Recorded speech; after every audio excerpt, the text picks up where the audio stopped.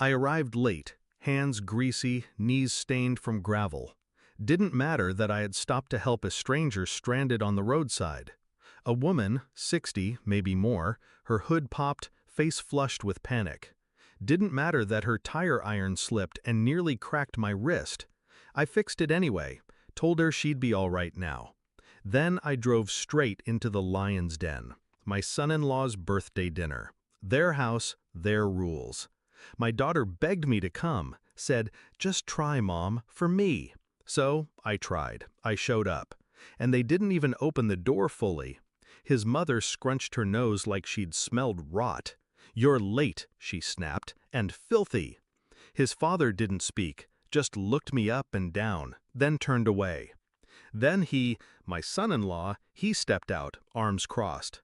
"We agreed you'd take this seriously. You clearly didn't." I glanced down at the oil streak on my sleeve. "I stopped to help someone," I said. "She was stranded." He smirked, smug and sterile. "You always have an excuse." Then the door closed. On my face. They didn't know the woman I helped followed behind. Didn't know she saw them shove me out like trash. Didn't know who she was. But I did. 30 minutes later, when she arrived in a sleek black car and knocked with the back of her knuckles like she owned the world. Because she did. It started with Kayla falling for him. I remember the night she brought him home. Her smile couldn't hide the tremor in her voice. "He's smart, Mom, ambitious. He sees me."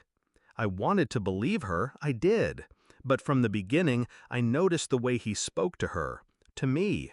Gentle condescension, veiled in charm. He'd correct Kayla mid-sentence, smirk when I offered advice. And those dinner conversations? Always about his career, his family's legacy.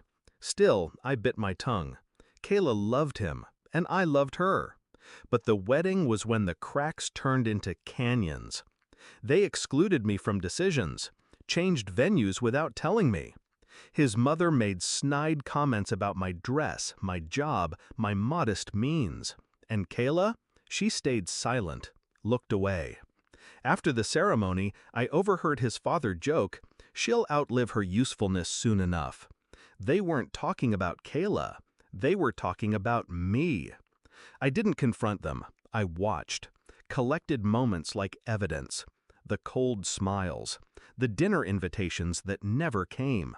The baby shower where they accidentally sent the wrong address.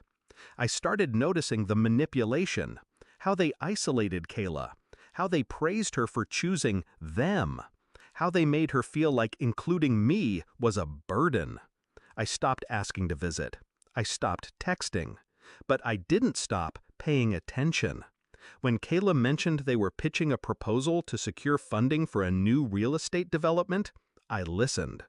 When she bragged that his father pulled strings to get them a meeting with the chairwoman of a major grant foundation, I dug deeper. That chairwoman? Margaret Ellison, the same woman whose car I stopped to help last night. I left a note for Kayla after they slammed the door in my face.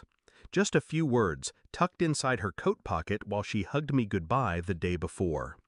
"When you need me, really need me, I'll be exactly where you left me." I didn't sleep that night. I sat in my car, outside the gates, engine off, waiting for them to realize who Margaret Ellison really was. Next morning, 42 missed calls, all from Kayla. Apparently, after Margaret knocked, they greeted her like royalty, ushered her in, offered her champagne. She didn't sip. She asked, "Why did you slam the door on the woman who helped me last night?" Silence. "I was stranded. Your mother-in-law stopped, got on her knees, fixed my tire, never asked for a thing." They tried to backpedal. Excuses, misunderstandings. Margaret raised a hand. I saw everything. Then she looked at Kayla. "He married you?" Pity. She walked out, heels clicking like hammers on their polished floor. And just like that, the deal collapsed. Their legacy project? Dead. Kayla came to me crying. Said she didn't know. Said she was sorry. said, "Why didn't you tell me who she was?" I looked her in the eye. Would it have mattered? She didn't answer. But I saw the recognition finally settle in. Not just about that night, but all the nights before. The patterns, the isolation, the slow, calculated erosion of her voice. They tried to build walls between us, tried to convince her I wasn't worthy. But I knew. I just waited. Revenge doesn't have to be loud. It doesn't have to scream. Sometimes it's a locked door and a missed opportunity. Sometimes it's a stranger showing up at just the right time, with truth. I didn't humiliate them. I didn't raise my voice. I just let their actions speak. And I had witnesses. Kayla left him 6 weeks later, moved back in with me. Quiet at first, shaky.